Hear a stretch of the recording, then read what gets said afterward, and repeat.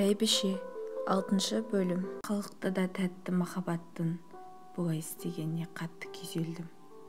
Мені сүйемін, екінші әйелін болсам да разымын деген махаббат кішкене қиындыққа шыдай алмады.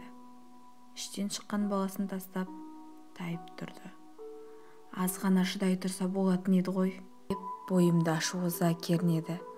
Тұра тұр жаным, аяққа тұрып алайын, бәрібір іздеп тауып аламын. Осы істегенің үшін жауап бересің деп кіжінедім.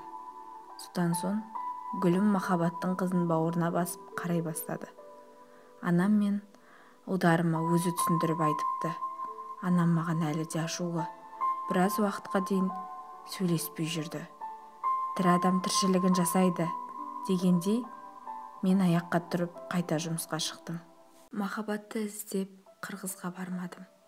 Өйткені анам тәгіш осыдан әлгі шөп желкенді іздеп отбасының шырқын бұзып даладан тауып келген қызынды өз баласындай қарап отырған адал жарың гүлімнің көңіліне қаяу салар болсан, мен сені өле-өлгенше кешірмеймін. Осылай істер болсан, сен шіріген жұмыртқасың деген сөзінен кейін махаббатты іздеп тауып аламын деген ойымнан айныдым. Алайда оны ойласам ішім күйетін. Сол іштегі күйікті басу үшін ащы суға дәуес бола бастадым. Кеңес үкіметінің кезінде ащы судан тартып алмайтын адам кем еді ғой. Әріптестерінің басым көпшілігі онсыз жиын той өткізбейтін. Орыстар бізге ішуді үйреткенімен мөлшерін үйретпепті. Әкемнің көзі кеткелі ішімдікке әуес болып, әріптестермен бірге бір сылтау тауып, демалыс күндері жиі бас қосып, ащы судан азап сілтейтін болдым. Кейінірек мұндай кештерімізге бойдақ келіншектер де қосылатын болды. Мұндай ортада жаным жай тауып, көңілім көтеріліп, сергіп қайтатынмын. Іс-сапарға шыққанымда қылмыңдаған келіншектердің көңілін тауып, күнәға белшемнен батып жүредім. Менің бұл жүрісіме гүлім үндемейтін. Кей түндері мұрны пышылдап, көзінің жасын ешкімге білдіртпей сығып алатын. Оның мұнысын байқасам да, байқамағансып, түк болмағансып жүре беретінмін. Ес жиып ақыл тоқтататын кезде керісінше сайтан азғырып тура жолдан тайдым. Пендешілікке салынып, қу нәпсінің жетегіне ере бердім. Құдай қосқан некелі адал жарымның, балаларымның анасын қадірлемедім. Үйдің бар тіршілігін, ауыртпалығын, сен кезінде шабандоз болған тақымы мықты қыз едің ғой, қазірде өз бабында мықты қатынсың ғой, деп әзіл қалжыңы аралас гүлімнің мойнына іліп қоя салған едім. Ұлдарымның сабақ үлгерімін үйдегі мал жанға да қарамаппын. Сұсты жанарынан ақ мысы басып тұратын әкем кеткелі арқаны кеңге салдым. Жол апатына түсіп, бір өлімнен қалсам да тәубеме келмедім. Әкемнің қазасы да уақыт өте келе ұмытыла бастады.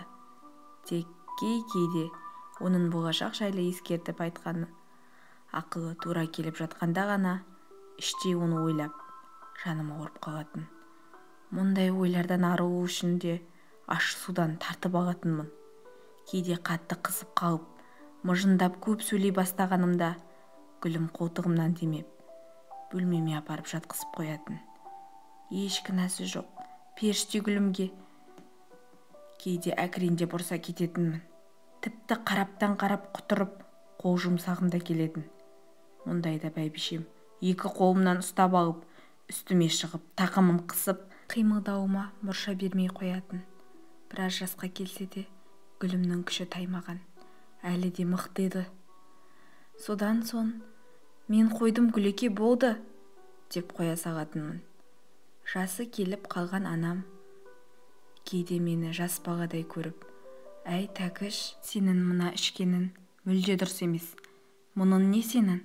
Не жетпейді саған? Отбасын, бала-шаған бар. Жанында асты-үстіне түсіп, бәйек болатын әйелін бар. Қойсайшы мұныңды. Ұлдарын ержетіп қалды. Ел жұрттан ұят емес пе? Деп кейде тәубеме түсіріп қоятын. Мұндайда жақсы апа деп біраз уақыт ішпей, жақсы болып жүретінмін де, достарыммен кезекті бір жиында тойып алатынмын. Бір күні қалада осындай бір жиында орыстың Надежда атты бойдақ келіншегімен танысып, ащы судың арқасында таңертең сол келіншектің үйінде оның қойнында ояндым. Надежда бір мекемеде бір бөлімді басқаратын, басы қатты істейтін, білімді, көзі ашық, көкірегі ояу, сөзі жұмсақ, грамотная келіншек еді. Тамақты да керемет дайындайды екен. Пәтері тап-таза, өте жинақы еді. Сөйтіп енді осы келіншекпен әуейі бола бастадым. Қалаға келген сайын бір бөтелке шарабым мен тәттілерімді, ешқашан гүлімге сыйламаған гүлімді алып, Надюшаның пәтерінен табылатын болдым. Кейде демалыс күндері ортақ достарымызбен табиғат аясына шығып, сыра ішіп, кәуап жеп демалып қайтатынбыз. Надя менің отбасылы екенімді біле тұра, менімен көңіл қосып жүре берді. Екеуміз қандай тақырыпта әңгіме қозғасақ та, ойымыз бір жерден шығып, әңгімеміз жарасатын. Ол маған: «Такон, ты много не пей, себя погубишь. Ты же грамотный, деловой мужик. Тебе это не к лицу», деп айта берген соң, оның ақылын тыңдап, мен баяғыдай беталды ішкенімді доғара бастадым. Тек Надюшаның жанында ғана аздап шараптан ұрттап қоятынмын. Сөйтіп, жиі болмаса да демалыстарда Надяның жанына келіп, қыдырып, әңгімелесіп қайтатынмын. Ұлдарым ер жетіп, қызым ес біле бастады. Осы орайда еліміз егемендік алып, көп өзгерістер ене бастады. Осы кезде Надя осының барлығын алдын ала сезгенде маған: «Жеке кәсіп аш. Сен есеп-қисапты, сауда-саттық жағын жақсы білесің ғой, тәжірибен бар, тәуекел ет, алып кетесің», деп ақылын айтып, бағыт-бағдар бере бастады. Содан мен жиған тергенімнің басын құрап, қаладан өз кәсібімді аштым. Ісім оннан болып, кәсібім өрге жүзді. Ұлдарым мектепті аяқтаған соң, осында оқуға келеді ғой деп, қаладағы Ресейге үдере көшіп жатқан орыс ұлтының отбасынан 2 бөлмелі пәтерін сатып алдым. Сөйтіп, дер кезінде басым істеп, балаларымның болашағын ойлай бастадым. Қаншама жыл кеңес үкіметіне адал қызмет етіп, бір тиынына да тиіспеппін. Үлкенім ер жетіп, отан алдындағы борышын өтеуге әскерге кетті. Кейінгілері де ер жетіп, аналарының бір жағына шығысып, қолқанат болып қалды. Қызым махаббатқа емес, гүлім бәйбішеме ұқсап бой жете бастады. Қазақта туған ана емес, бағып өсірген ана дегендей, қызым Айнұр құтты бәйбішеге ұқсаған аққұба, елгезек, шымыр болып өсіп келе жатыр. 5 ұлым бір төбе, кенже қызым бір төбеді. Мені үйге тартып тұратын да осы қызым еді. Надяның жанында түнеуге қалғым келмейтінінің себебі гүлім емес, осы қызым болатын. Қызымды осыншалықты жақсы көретін боламын деп ойламаппын. Қылығы тәтті, сұлу. Қызым үшін жүрегім елжіреп тұратын. Мен келгенше анасының жанында мені күтіп отыратын. Мен келіп, тәттісін қолына беріп, еркелетіп, құшып, сүйіп, түн тыныштығын тілегенімше, кірпік қақпай күтіп отырады екен. Өмір өзен, ал біз сол өзендегі балықтай өзеннің ағымына қарай жүре бердік. Осы орайда Надя: «Такон, я хочу родить для себя. Как ты понимаешь, я уже во возрасте. Хочу, чтобы в старости лет кто-то подал мне стаканчик воды. Я ни к чему тебя не обязую», деген соң, жарайды дедім. Өйткені Надя өте пысық келіншек болатын. Үйі бар, мамандығы бар. Туамын десе өзі білсін. Мен қолымнан келгенше көмектесіп тұруға уәде бердім. Надя екеуміздің қарым-қатынасымыз әу бастан-ақ арамызды ашып алған болатынбыз. Мен қандай жағдай болмасын, гүлімнен ажыраспаймын, отбасымды тастамаймын. Ұлдарым мен қызымды жетілдіріп, аяққа тұрғызуым қажет. Кәртейген анам бар, деп бар жағдайымды түсіндіріп айтқан болатынмын. Ал Надя осының барлығын біліп, түсініп, өз еркімен менімен бірге болды. Мен гүлімге сезімсіз үйленгеніммен, жасым өте, айналамдағы небір әйелдерді көріп жүріп, оған ішкі сезімімді айта алмасам да, оның орны мен үшін әрқашан биікте болатын. Жүрегіммен ұғынатынмын, алайда оған бұл жайлы айта алмайтынмын. Гүлім мен үшін адалдықтың, адамгершіліктің, жақсы ананың, адал жардың символы еді.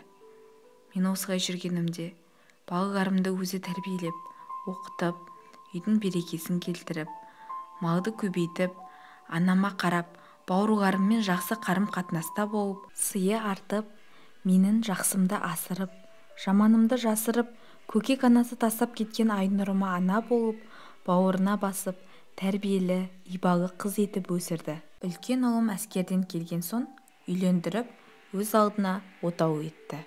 Кейінгілерін жоғарғы оқу орнына түсірді. Бір мамандық иелері атанды. Оларды жұмысқа орналастырып, үйлендіріп, өз алдарына үй-жай қылды. Осы орайда анам қартайып, немерелерінің атын шатастырып, орнынан тұра алмай жатып қалды.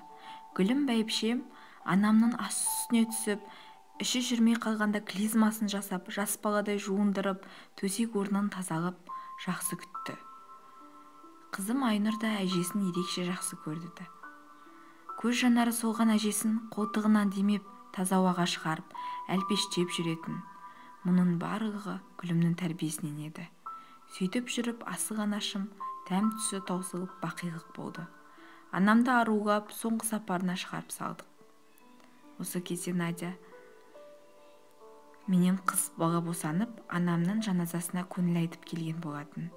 Жаназадан кейін арада біраз уақыт өткен соң арнайылап Гүлімге келіп, екеуі әйелдерше өзара сөйлесіп, бірін-бірі түсініскендей болды. Гүлім Надяны менің тоқалым ретінде қабылдап, араласып тұруға қарсы болмады. Осы кезде ұлдарымның алдында қатты қысылдым. Сонда да ұлдарым Гүлімнің тәрбиесінің арқасында менің барлық қателік пен күнәлі істеріме көз жұма қарап, мені әке ретінде сыйлап, бетіме қарап сөйлеп, кейіген емес еді. Осы орайда уақыт өткен сайын бәйбішеме деген ризашылығым арта берді. Тек ақ бәйбішемнің қадірін өте кеш түсінген екенмін. Әттең. Жалғасы бар.